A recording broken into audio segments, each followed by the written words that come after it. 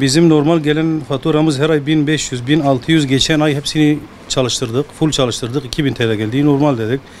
Aynı sistemi çalıştırdık. Aynı 2 tane dolap, bir tane klima.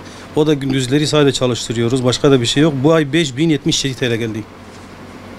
Yani biz bunu milletten çalıp mı verelim? Biz de onlar gibi mi yapalım? Ne yapabiliriz ki bu durumda? 5077 TL. Dün gittim, dilekçe verdim. Adam diyor ki kademe 1'de 700 kilo harcamışsın, kademe 2'de 900 kilo harcamışsın, katlamalı. Biz bunu içecek satarak mı ödeyeceğiz? Ki ödeyebiliriz ama ne yapmışsak onu verelim. Yani yine fazla bir şey verelim ki. Yani değil ödeme gücümüz yok. Bunu ödeyebiliriz ama ne yapmışsak onu verelim. Yani niye fazla yazıyorlar ki? Her ay 2000, 1400, 1500, en fazla gelen ay 2000, geçen ay 2000 geldi. Şimdi 5077 TL. Nedir bu? Hırsızlık mıdır yoksa başka bir şey midir? Artık buna millet karar verecek. Biz bir şey diyemeyiz yani. Ki ödeyeceğiz yani, boştur yani. Ne yapsak da boştur yani. Şimdi ne desek de boştur yani. 5 de yazsa vereceğiz, 15 de yazsa vereceğiz ama boştur yani.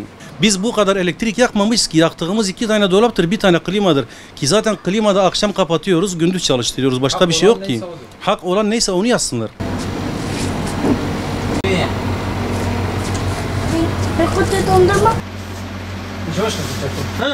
Benim şikayetim TEDAŞ'la ilgilidir.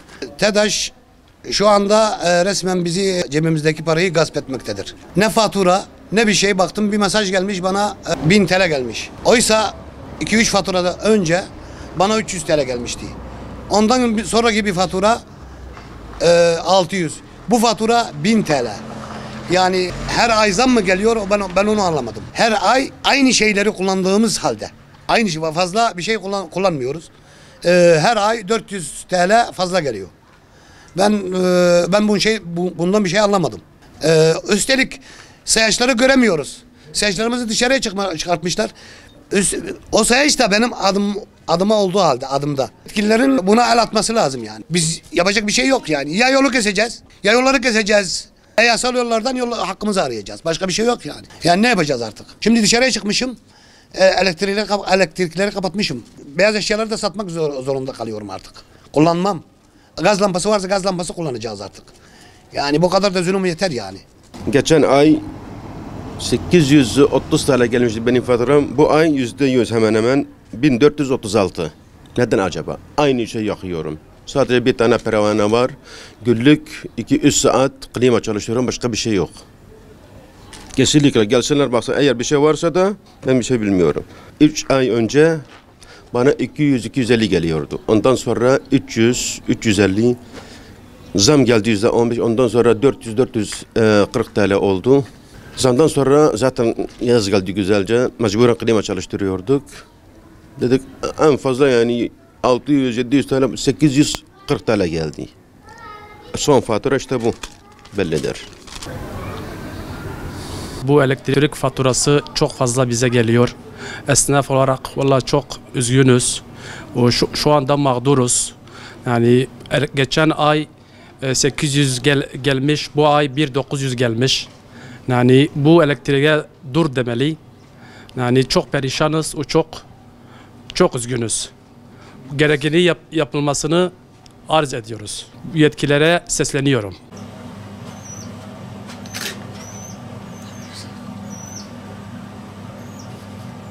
1500 lira elektrik geliyor her ay. Evet, bir şeyler de çalışmıyoruz.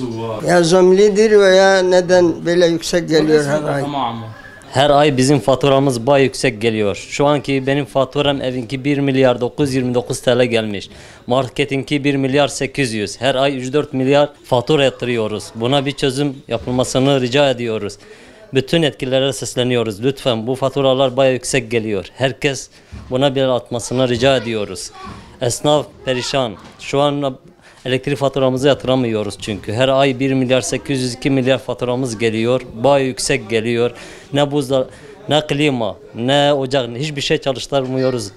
Herhangi bir şey çalıştırmıyoruz. Şu an faturalar bayağı yüksek geliyor. Bütün millet perişan. Lütfen rica ediyoruz. Buna bir atmanızı rica ediyoruz. Geçen ay bize 1 milyar 100 elektrik faturası geldi. Her zaman bu kadar gelirse biz ne yaparız? Yetkililerden bu elektrik faturası düşsün diye arz ederiz.